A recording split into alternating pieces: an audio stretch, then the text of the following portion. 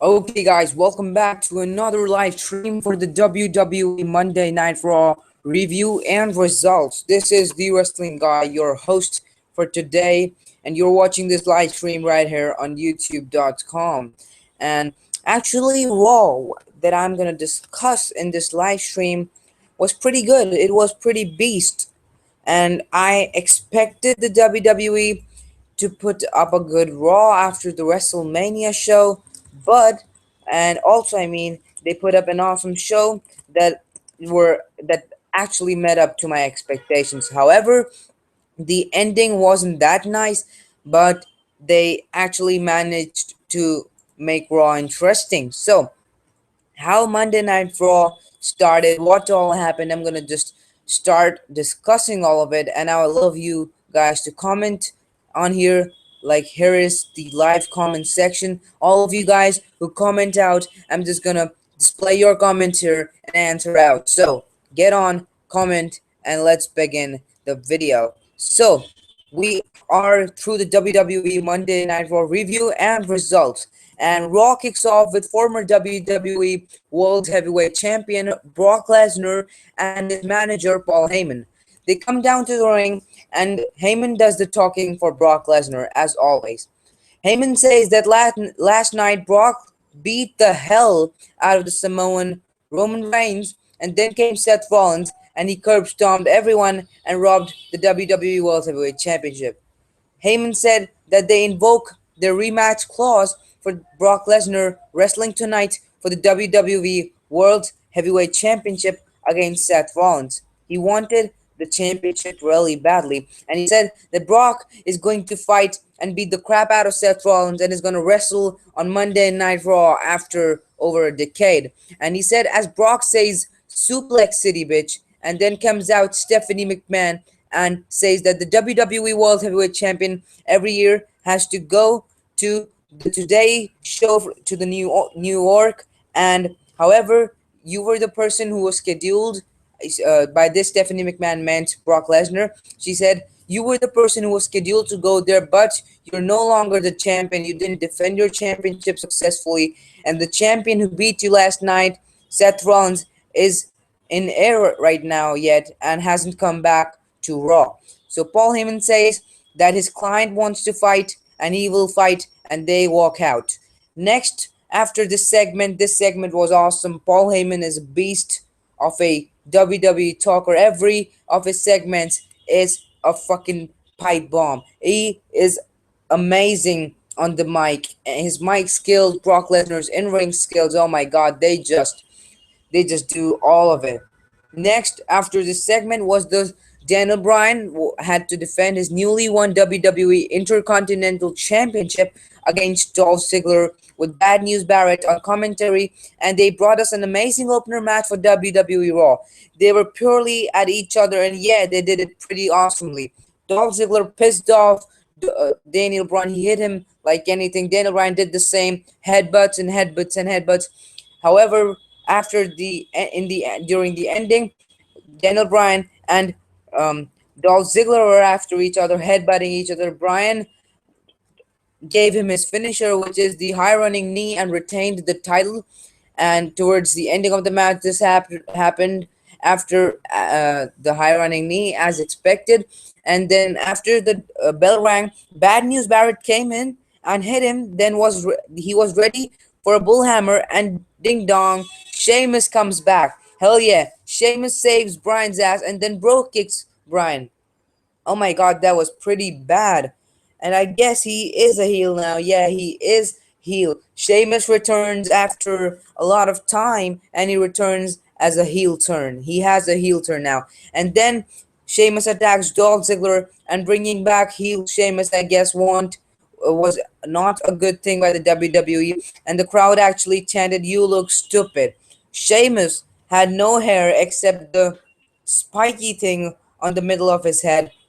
He had a little bit of beard, but I can't say it was a beard because I hated it. And Sheamus' new look, oh my god! I'm just gonna switch to a photo of Sheamus. If I see I have one, yeah, here it is. Here's one of Sheamus's photos. Yeah, this is Sheamus. Can you see it? The spiky head. he looks a total idiot. Yeah, he does. That's the reality of this whole thing.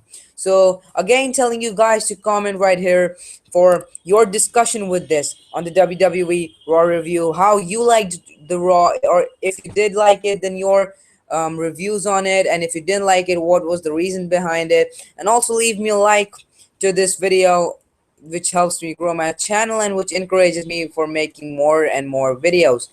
However, this was it, and it was an awesome thing bringing Sheamus back, but Sheamus turned heel. Next, he took the mic and says, "I'm back, fellas," and then he went away.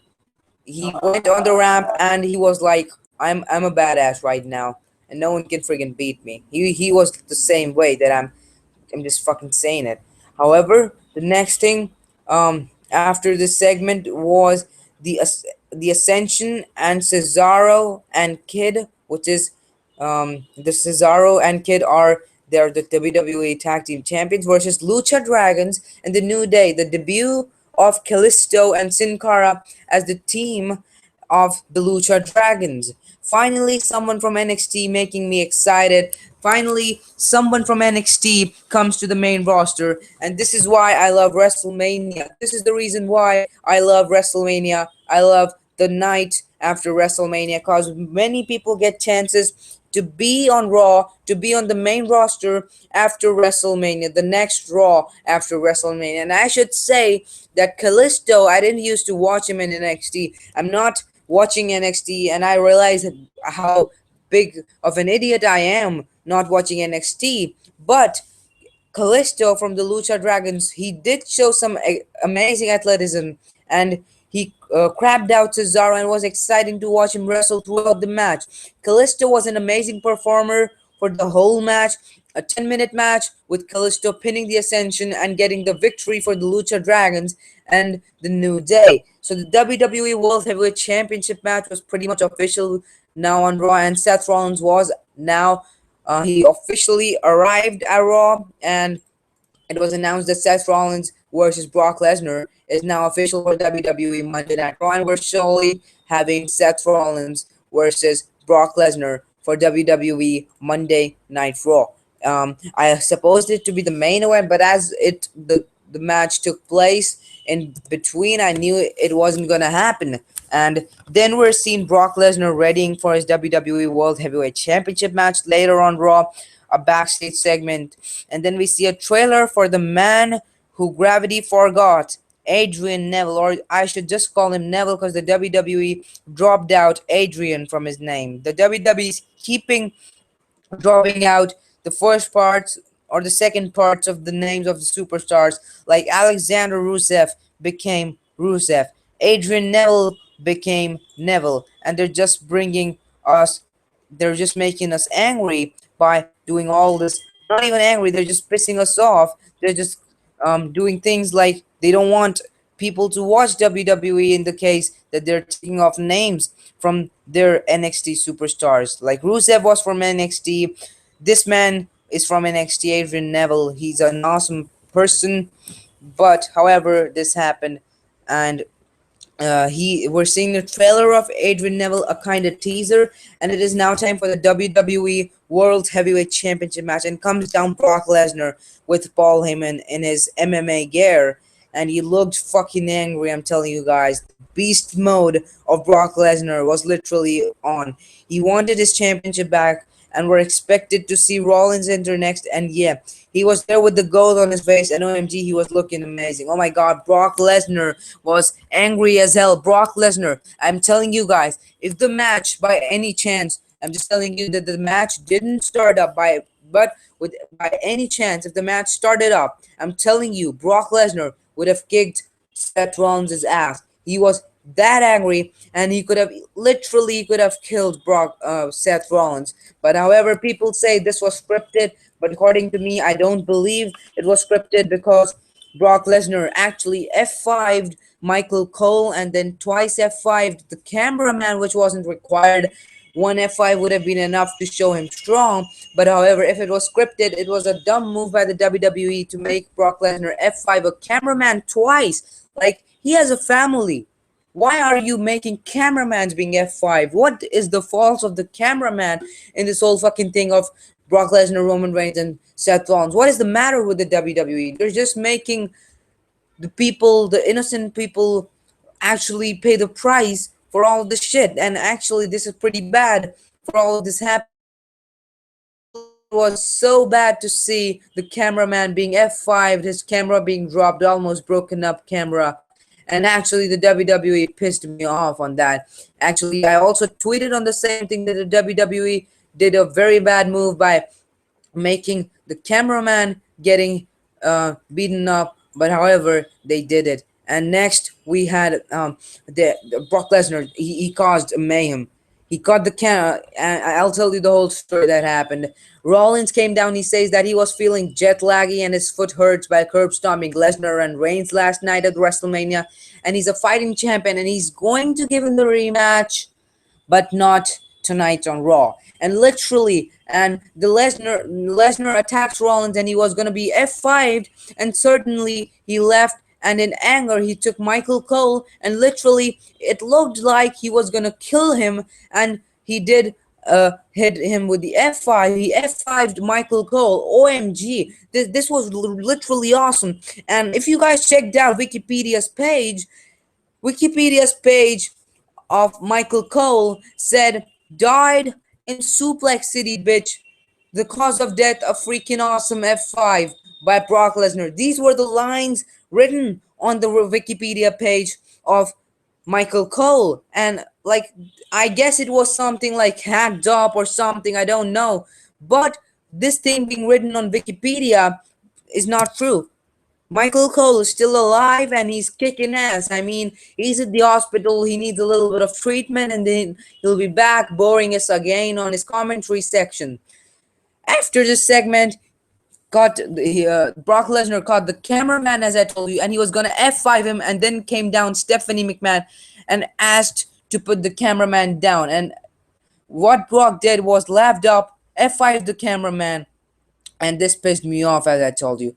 Brock Lesnar was friggin' mad at every single one that came in his way, and Stephanie suspended Lesnar for his actions. And what I thought, the anger of Lesnar, actually he was gonna punch the Walrus, the Paul Heyman's face, actually, and what I thought he could actually do. But however, nothing like that happened. He was a beast. He went on. He just beat the hell out of each of the members that came in front of him. He caused a fucking mayhem.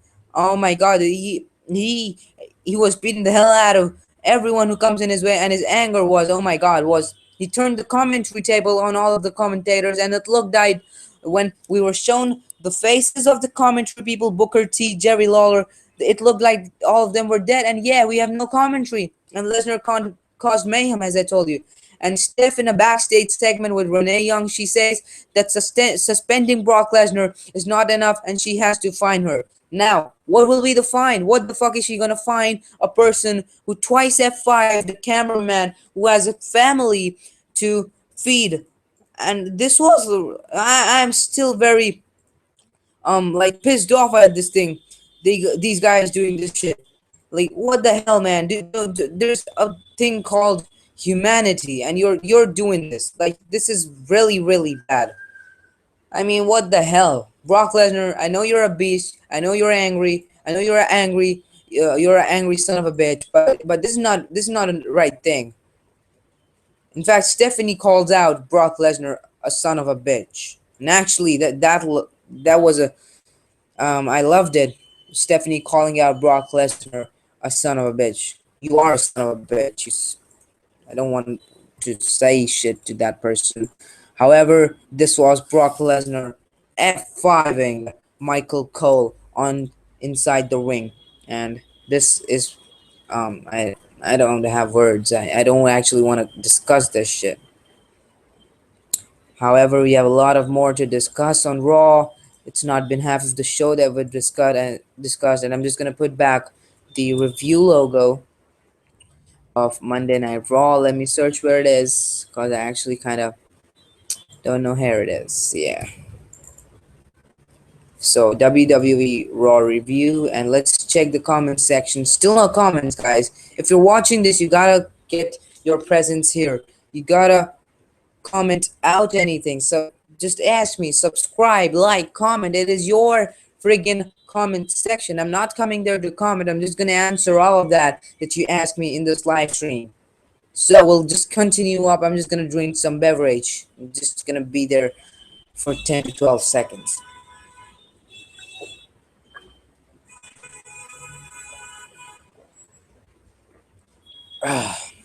Okay, so discussing Monday Night Raw for the run.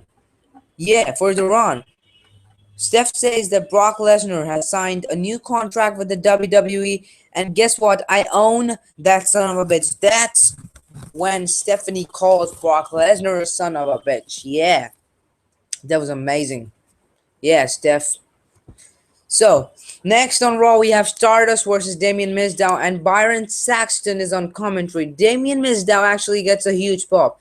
Now, I expected some interference by The Miz in this matchup, causing The Miz versus Damien Mizdow at Extreme Rules, and however, Mizdow is becoming awesome day by day. He gave the skull-crushing finale to Stardust and won the match after it ended. This match pretty much it. And after the match ended, Miz came down, attacked him, and gave him a skull-crushing finale. And for a long, long time, for around 1 to 1.5 minutes, he said, "You're no one, and I'm your boss. I'm the Miz, and I'm gonna beat you." Next, Curtis Axel comes in and discusses about Axelmania running wild, and he has a match against Neville. And as expected, WWE was giving NXT talent chances, and the match started. Before the match started, Curtis Axel discussed Axelmania, said that it took 29 other men to toss him out of the ring at WWE WrestleMania 31, and that is the reason why he lost at Axelmania, you call it, and that was all. So actually, Neville had a good entrance, and WWE dropped Adrian in his name, which is the first name of Adrian Neville, and literally he's the man that gravity forgot. He fought so well, showed such flexible moves, and finally defeated Curtis Axel. Amazing, short, 2 minute, sweet match for the upcoming NXT talent.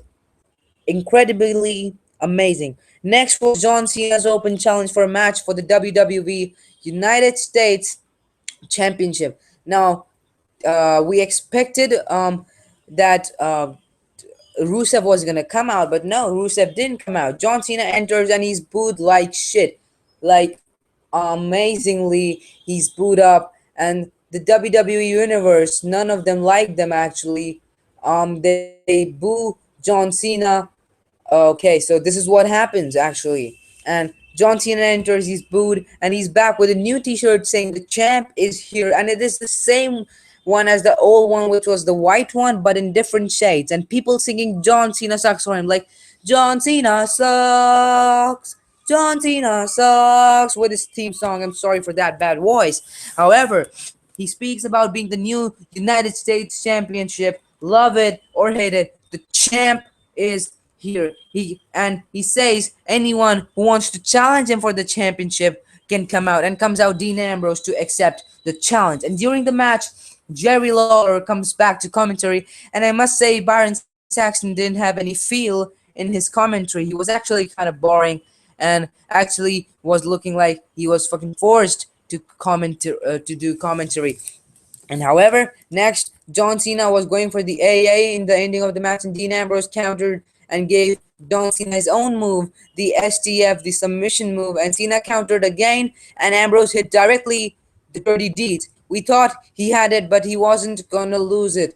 This is awesome chance, and truly, it was an amazing match. Cena AA's Ambrose and win it, and it's an amazing fight. I actually liked John Cena in this fight. After the match, Cena showed respect, shook hands with Ambrose, and went off the ring.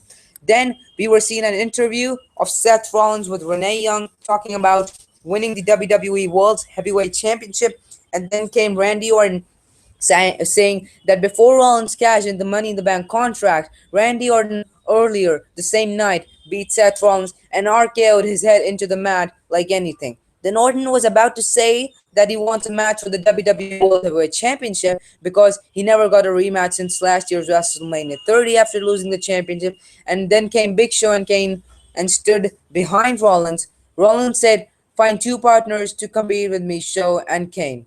And actually, Randy Orton said that you have a problem, and that problem is me. Seth Rollins said that if I have one problem, you have three problems. So go and find two partners for the main event. Next is a six-man Divas tag team match: the Bella Twins and Natalia versus Naomi, Paige, and AJ. Naomi and AJ and Paige defeated the Bella Twins in an amazing Divas contest. Now, the Divas are keeping up the Divas division. Actually, they're making us feel like the Divas are good. And in the mediocre period of 2014, actually, the WWE creators, I don't know what they were writing or what happened, but they couldn't do a good manage up for the WWE. Couldn't do a good manage, and I mean they couldn't manage up the Divas division, and it actually kind of sucked because the Divas sucked at that time. So the last thing that I discussed was this. The next is the six-man Divas match. They won. Then we're seeing Randy Orton preparing for the main event. Next is Goldust versus Rusev. Goldust is out. We don't see Stardust, any glimpses of Stardust. And these were the match started. The match went on for short. And Rusev defeated Goldust in a short match, making him tap out via the Accolade. And then we're shown the match card of the six-man tag team match: Randy Orton and Ryback versus the Authority. Orton still has to choose one member. Then the main event starts: Roman Reigns and Randy Orton and Ryback versus Seth Rollins, Kane, and Big Show. Roman Reigns is the third member of Team Orton. Now, this was a long, pretty match. Actually, Raw crossed the limit duration of the show and went on for an extra 7 to 8 minutes. People were chanting, "We want Lesnar" during the show. The crowd was wild, chanting everything and everything. The chanting was amazing. They're singing a singing crowd, I should say, a melodious crowd, I should say, and they may get the best crowd at the Slammy Awards of 2015. And an awesome match. Seth Rollins fought well, the Authority fought well, Ryback was dominating, and so was Roman Reigns and Randy Orton. Reigns was um, booked, he was booed throughout the match whenever he started to take control of the match. Ryback shell shocked the Big Show, which takes a lot of power, and he has a lot of power. And the match ended with Roman Reigns spearing Kane and pinning Kane with and winning the match for for their team. So this was Raw. Sting was about to respond to his last night's loss at WrestleMania 31, and that is what exactly I'm going to discuss because I haven't watched the segment. My network wasn't working well, so I'm just gonna go through. I'm just gonna watch it, and then I'm just gonna tell you in a separate video of mine. So this was the WWE Monday Night Raw review and results for the 30th of March 2015, San Jose, California, the place, SAP Center. Thank you for watching, everyone. A lot of you guys watched it, and I appreciate it actually for you guys watching this live stream. And if you liked it, please leave a like to this video, and it really helps me grow my channel up. Subscribe for more awesome stuff. Go through my channel stuff, a lot of WrestleMania 31 videos, and I'll maybe post the WrestleMania 31 predictions and the review live stream links in the description. Thank you everyone for watching. This is The Wrestling Guy signing off for now, and I will talk to you in the next one. Peace out.